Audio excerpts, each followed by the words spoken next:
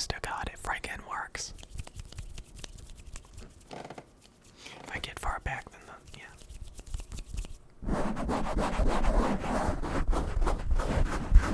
I don't think I'm gonna make a ton of lo-fi videos, but one of you guys already said that you want me to keep making them. So, yeah. I wasted so many years trying to figure out the best audio equipment for just, making videos in general.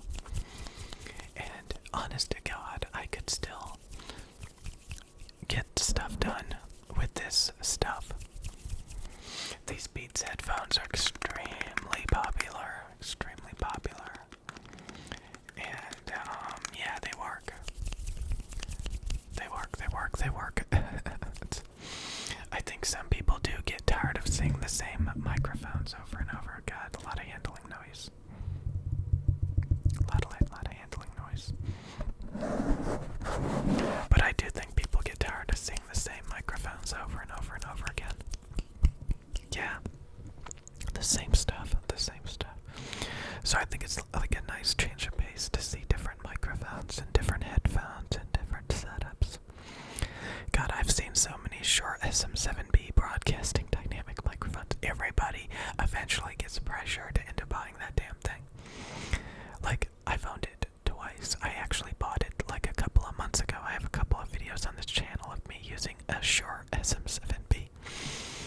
And I don't like it as much as my fancy Neumann condensers. I think it sounds nasal. The treble sounds screwed up, and it just, like, I have to crank the gain on my preamp so high that it's really freaking annoying. Yeah. Okay. I don't know, I don't think I like the sound of me rubbing on this windscreen that much.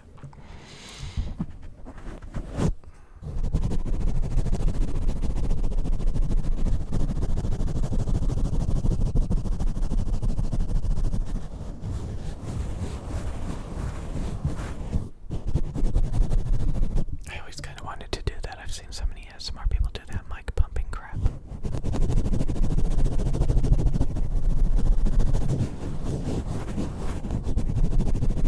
Wow, where's my 500,000 views for doing that? Wow, I don't even know. A lot of people, like, they'll use, freaking hell. They'll use, like, some Apple wired earbuds instead of these rinky-dinky Beats. Beats is owned by Apple. Did you know that?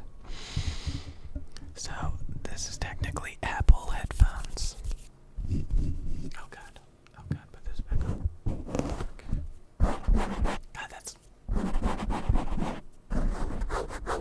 pretty intense.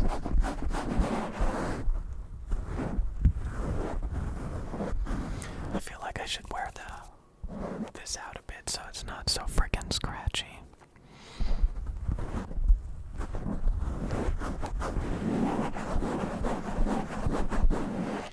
But yeah. Oh goddamn, what's going on? Oh goddamn, what's going on? Okay. Well, the more lo-fi the better, right? The crappier it sounds, the better. Right? That's what it's about. Rinky dinky. Rinky dinky ASMR. I'm just making a mockery out of ASMR using rinky dinky equipment. But yeah, I thought I would go ahead and make one more video with this setup. I think somebody said I should keep doing this. I should keep making more Blue Yeti videos. Wow. I don't know if I'm gonna keep doing that. But yeah. The hell was it stuck on? Okay. So yeah, it's pretty crazy that a lot of the best ASMR channels, it's not about the equipment that they use. God, these headphones look stupid. I think these are these would be better suited for women, or maybe I'm just not used to myself wearing friggin' Beats headphones. But these are very, very popular. Very, very popular headphones. And honestly, they stay on your head. They're Bluetooth. They're wireless if you want them to Obviously, you can connect them with a cable. But, like, you know, these are not going to fall off your head. You can connect them to just about anything, obviously. They're wireless, so, you know, I have some fancy studio headphones. They're not wireless. You know, you can't really use them out and about. So there is definitely a use case for these headphones. A lot of people call them bass cannons. Beats are known for having way too much bass. They tend to be really warm and muddy and boomy. And then like the treble and the mids are like an afterthought. So it's all about like impressing people with like a obscene amount of bass. Like, wow, so much bass, wow.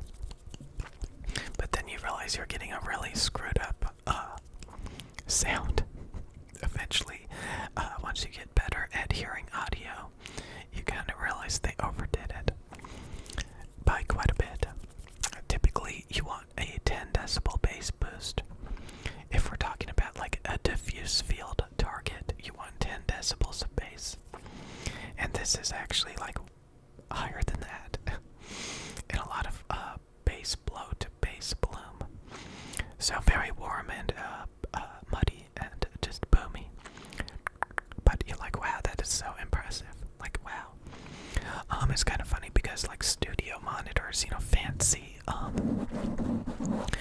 speakers, they typically they roll off the sub bass. They don't go much lower than like 60 hertz, unless you get speakers with a huge woofer that can extend deep into the sub bass. You know, that low end rumble, that deep sub bass. So that's the reason why they have dedicated subwoofers, because there's a woofer, there's a tweeter, and then you can have like a subwoofer. But if the woofer is big enough, then you don't need a dedicated subwoofer. But for headphones, since they trap in the bass, if they're closed back headphones or earbuds can have deep, impactful bass that studio monitors typically cannot do unless you get very expensive big ones with a huge woofer, or like some of them have like these weird bass things that weird bass ports and stuff to try to enhance the deep bass. So they're trying, you guys, they're trying. So, you know, like if you don't have your earbuds in all the way and there is some leaking going on, you're probably going to lose a lot of your bass. So if you have like open back headphones, which is what I prefer, it does not trap in the bass, like closed back, so you lose a lot of the deep rumble. It still may be there, but it's just rolled off when it should be more enhanced and emphasized and stuff like that. So that's one thing to realize, that headphones, closed back headphones, are really easy to make have a deep, impactful bass. And I think sometimes companies run with that to make up for any other tonality or sound problems. They just over enhance that bass because that's actually easy to do on closed back headphones.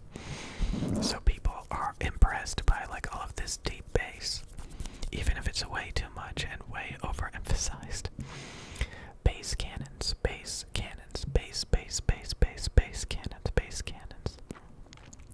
Also, the listening level will determine how much bass emphasis you need, because the louder you listen to audio, the less bass emphasis you need.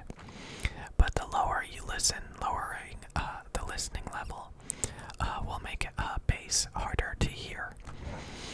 So it's kind of funny, kind of funny. It's all about like being able to feel the bass, that low end rumble. And if you're listening at very high volumes, then obviously you don't need much, you know, enhancement. But when you lower the volumes, you're not going to be able to feel that impact. So you have to boost the bass. So yeah, you know, at reasonable listening levels, you do actually have to boost the bass by like 10 decibels. And some people will look at that and be like, you know, I want flat headphones. I want headphones that don't have any bass emphasis. I want flat and accurate. But that's actually not how it works. The human ear is not sensitive to bass at reasonable listening levels, so you have to boost it. And then people are like, oh, that's V-shaped. You know, that's colored. Not really. It's actually more accurate. So yeah, people don't realize that. In order to have real-world impactful bass, you have to boost it by like 10 decibels at reasonable listening levels. Sure, you can have your audio at ear damage levels. Then you don't need a bass boost. But at that point, it's not proper. It's not properly done. But that's the reason why you need to learn all these things about audio equipment. When you buy fancy studio audio equipment, you kind of have to know a thing or two to know what you're getting. So basically, you have to have all these performance measurements for all this equipment out there to really know what you're getting, and you have to be able to read it and understand it and know what you're looking for. That's the reason why a lot of times when I talk about like headphones or earbuds, I'm like, you need diffuse field level treble, which is very bright and clear and articulate and sparkly. You need a 10 decibel bass boost. You need a 3 kilohertz scoop for because your ear is very sensitive to that region. 3 kilohertz is the ear gain region where your ear is the most sensitive. So you kind of want to scoop that out a little bit, which makes things sound less shouty, because that's kind of like the presence region. Where your vocal cords, like if you're screaming, if you're yelling, you're literally projecting 3 kilohertz. So like your ear is extra sensitive to 3 kilohertz. So if somebody is yelling or screaming, you can actually hear them better from farther away. But when it comes to headphones, you know, you don't want it to sound shouty. You don't want it to be shouting down your ear canal. So if you scoop it out, it kind of makes things sound wider and farther away. So yeah, like that. So if you do a bass boost of 10 decibels, a 3 kilohertz scoop of a couple of decibels, and then you have a bright, open, clear treble, that gives you real-world V-shaped, flattering sound. That's the reason why people say V-shaped headphones sound fun and exciting, because they're actually properly tuned and enhanced to flatter the sound, to make things sound good.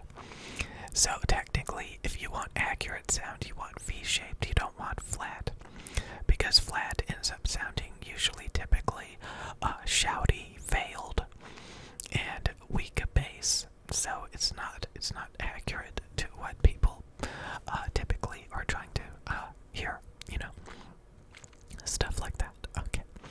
Anyways, so these headphones, you know, they have a lot of bloomy, bassy enhancement that they overdid because it impresses a lot of people. You know, it's very impressive.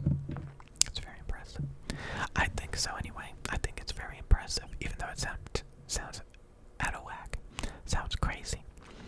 You know, sometimes people be like, wow, this has more bass. This has better bass. I prefer this. But yeah, once you get good at audio, get good at audio. Bass, lo-fi bass, overly bloomy, muddy, boomy, bass cannons, bass cannons. I'm not as picky as some people that are into audio. You know, well, actually, I kind of am, but I don't like, you know, even though I have fancy equipment, I'm still willing to use a webcam, a Blue Yeti, and Beats headphones. So obviously, I am open-minded a bit because I realized, you know, this equipment is actually